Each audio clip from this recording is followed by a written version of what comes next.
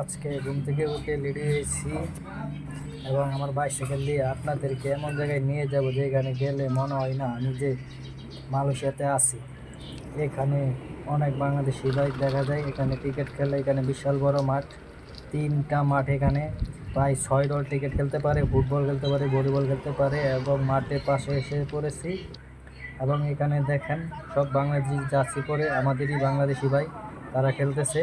তারা একই কোম্পানির, তারা একই দেশের জার্সি বাংলাদেশ থেকে আনিয়ে তারা এখানে খেলে প্রতি রোববারে ছুটির দিনে, আর পাবলিক হলিডে থাকলে সেই দিনে খেলে তারা এবং খেলা চলতেছে। আর আমরা বাঙালি, খেলার মধ্যে এটা 100% হবেই হবে।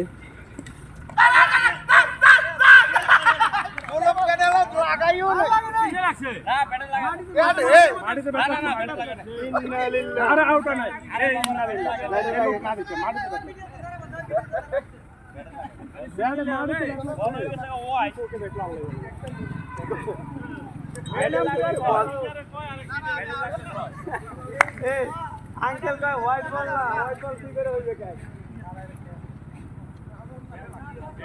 বল কোন কাহে উঠতিয়া ও মাথা যাই গটিয়া মুই দিছি আমি সব দিই যাবে যাবে এই বলে যাবে যাও সব একবার কথা এ আউরিশ তো ছিল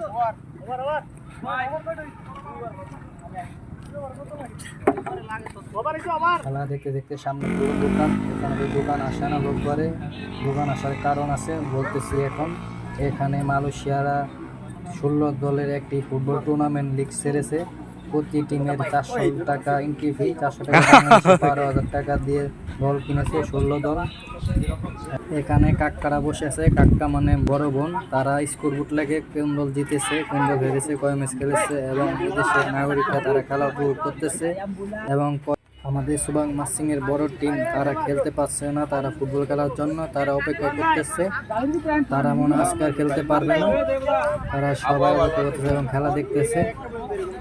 এবং তারা আরেক কোম্পানি টিম বলেছিলাম আগে, তারা খেলতেছে এক সাইডে। আগেই বলেছিলাম 3 ম্যাচ 3 জায়গায় খেলা যায়, কিন্তু আরেক জায়গায় খেলা যায়, কিন্তু ফুটবল খেলার সমস্যা হওয়ার জন্য তারা দিতেছে না খেলার জন্য।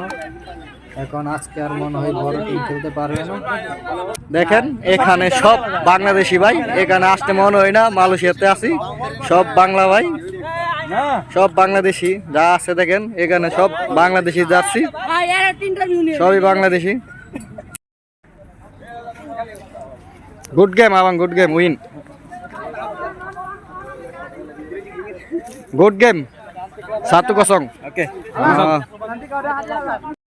পেয়েছি আমরা মালয়েশিয়াতে শরীয়তপুরের এক ভাই,